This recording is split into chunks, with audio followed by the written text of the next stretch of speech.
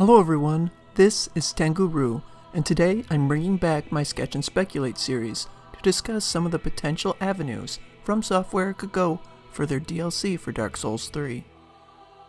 With the first piece of DLC set to release in August, and no word on what it might entail, now seemed like the perfect time to dig through the lore of the game and see what hints we can find.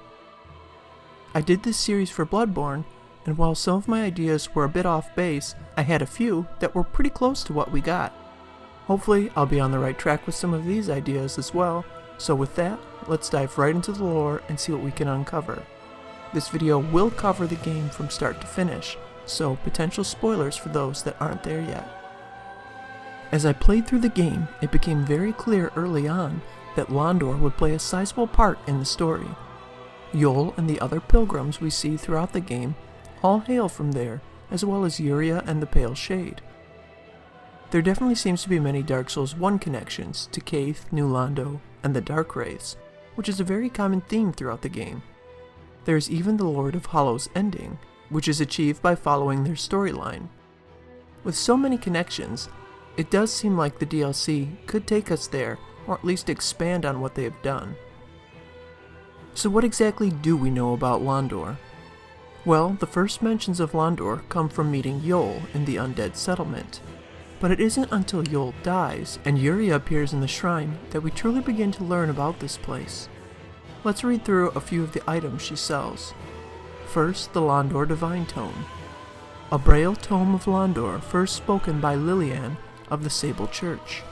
Give this to a storyteller to learn miracles of Londor.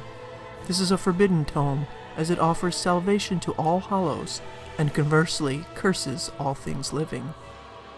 Right off the bat, we have a potential new character, location, and ideology of Londor. Lilian of the Sable, or Dark Church, is likely a high-up priestess of Londor.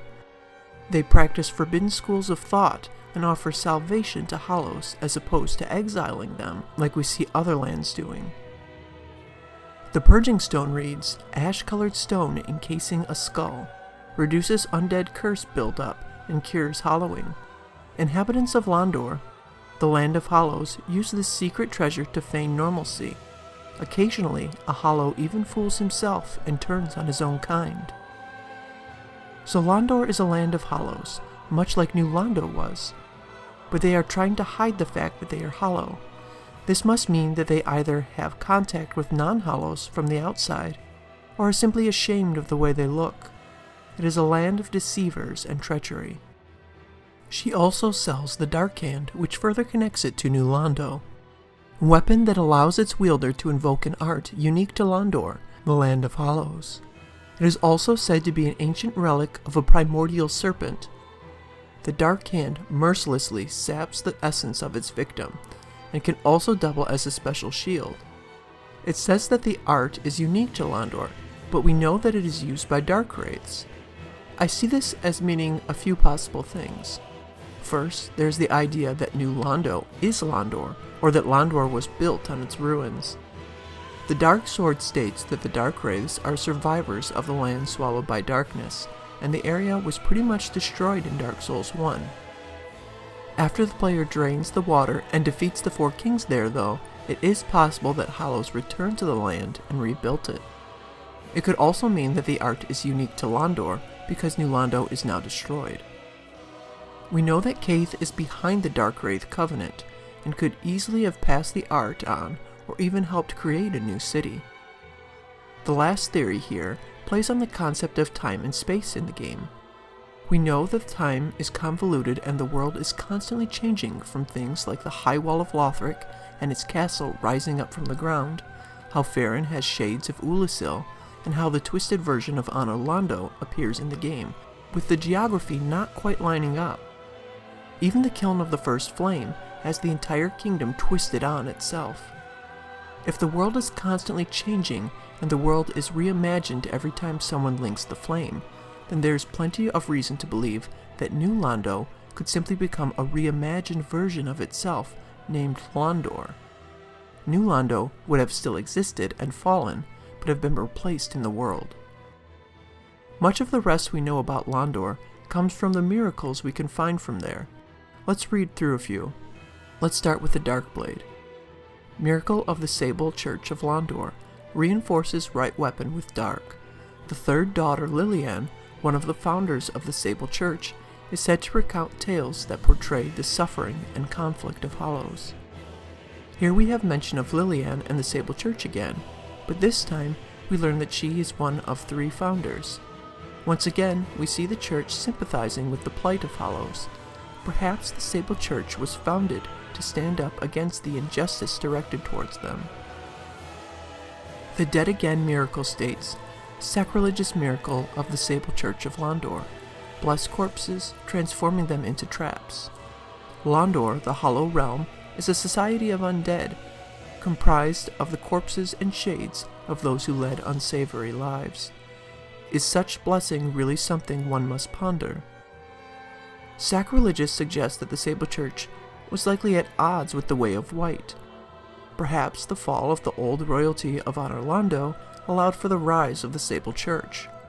The Dark Lord storyline is all about ending the Age of Fire and ushering in an Age of Dark. You also had the choice between these 2 options in Dark Souls 1. So if this is meant to be the last Dark Souls game for a long time, then it would make sense to tell more of this conflict. We could perhaps learn more about the primordial serpents as a whole, who are mentioned in Dark Souls 3 but never seen. The build mask that Yuria wears reads, attire of the 3 mentors of the Sable Church of Londor. This build mask belonged to Yuria, the second eldest. These maidens of a primordial serpent were renowned as founders of the Sable Church, which offered salvation to Hollows. Here we see mention of a primordial serpent and learn that Yuria is another founder of the Sable Church. There is no mention of the 3rd member, which would be another character that could be explored in the DLC. Yuria even goes so far as mention Kaith specifically though, if you fight and kill her. As you may have guessed, the large cathedral in the drawing is my interpretation of the Sable Church. The Morian blade gives us a bit of insight on its physical appearance, so I use that as a starting point for the drawing. It reads, a twisted sword resembling the towers of Londor's Sable Church. 8 branching blades and thorns induce bleeding. The church's blessing makes the weapon revel in agony of its owner.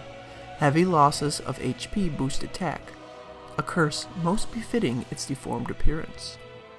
I wanted the Sable Church to feel like a dark reflection of Honor Londo.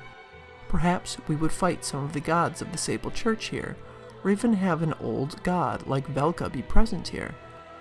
It would be really cool to learn more about her, with there being so little in Dark Souls 3. Plus, the idea that she is seeking redemption for unwanted Hollows could tie in nicely with what we know. So what have we learned?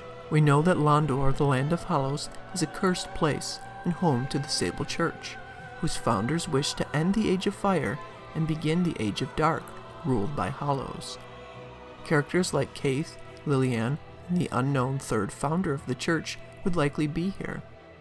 There is a lot of potential to learn more about what happened after Dark Souls 1 and answer many questions fans of the series have. So what do you think? Do you think Londor would be a good place to explore in the DLC? Are there more hints that I missed? Or do you have another location you think would be more fitting for the DLC? Feel free to share your thoughts in the comments below. Thanks so much for watching, and I hope to see you in the next video.